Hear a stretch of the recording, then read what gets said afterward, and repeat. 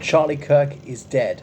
I don't think it's unfair to him to call him far right. It's a term that's often bandied about, but I think in his case, it's opposite. So Mr. Kirk was shot dead in a Utah college earlier today. He is pro-gun, so could he complain?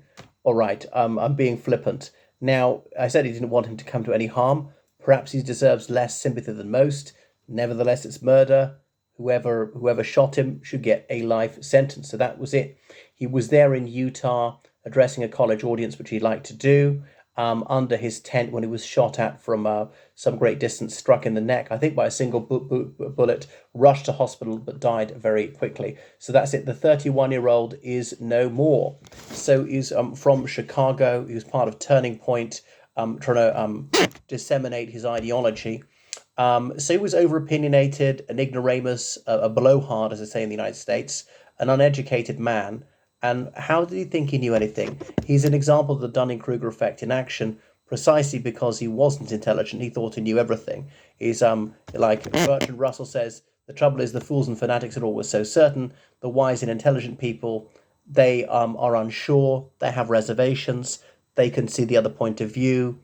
For them, they're not absolutists, it's not clear-cut, and so on. So he was hoisted on his own petard. He lived by the gun. He died by the gun. Wanted no restrictions. An absolute gun nut. So in many ways, a reactionary. And he wasn't wrong on everything, saying like that there are only two genders.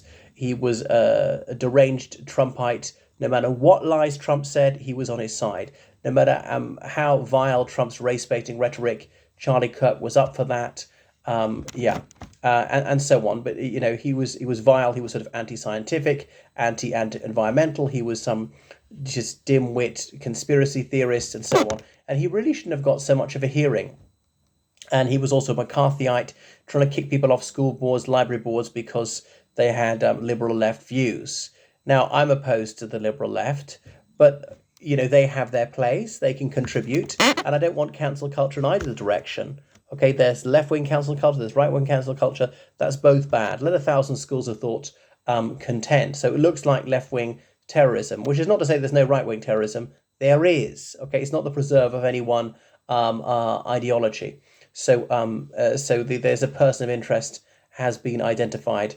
Well, I hope whoever did it is brought to justice and so on.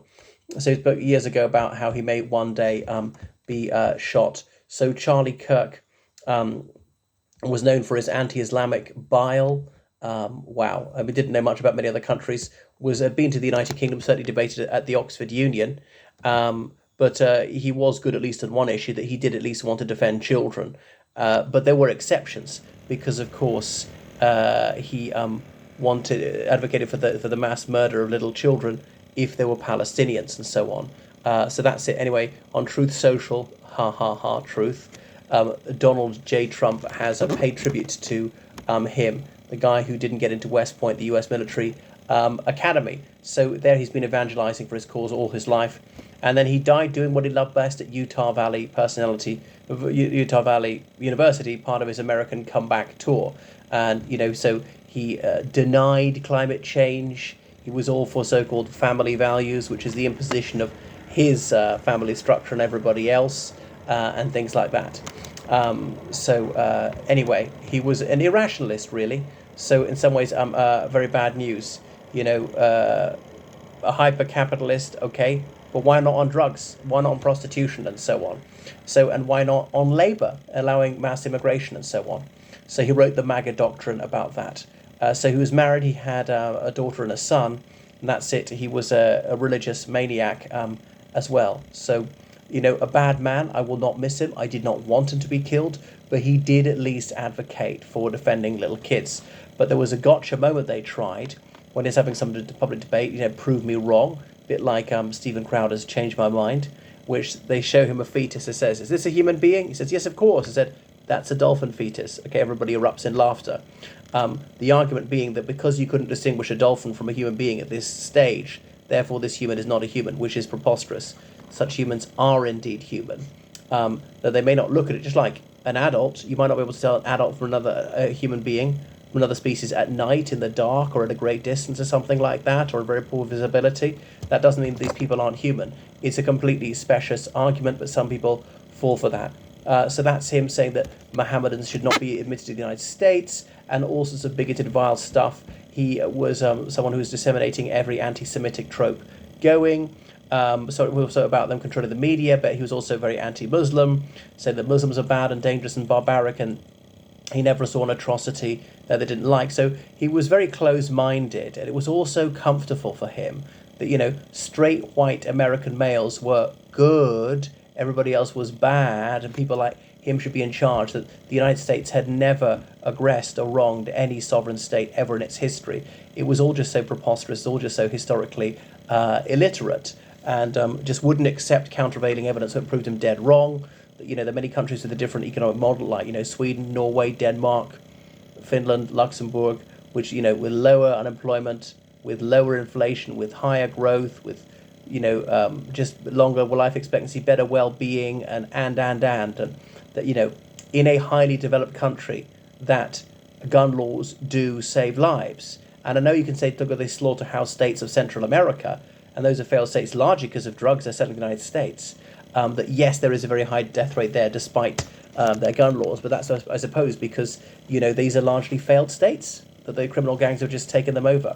So he was in many ways a vile specimen. I don't mourn his passing. As I say, I didn't want him to be killed, but he was at least sound on one issue. He did at least want to defend children. He recognised that.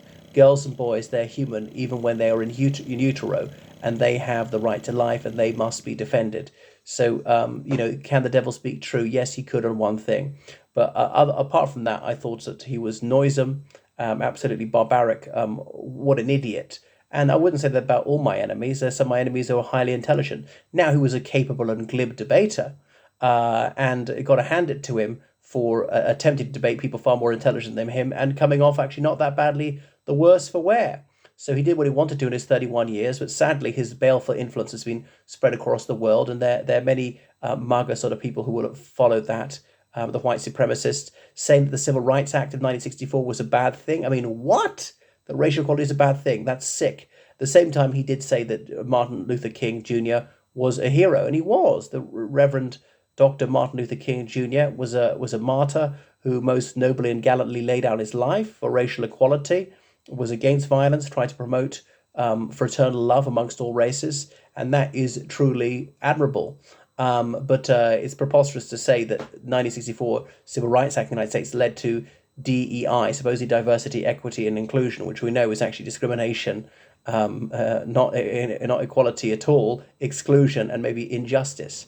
All right, thanks for watching my channel. Make sure you subscribe on Patreon. Donate PayPal, georgecallahan79@gmail.com. Goodbye.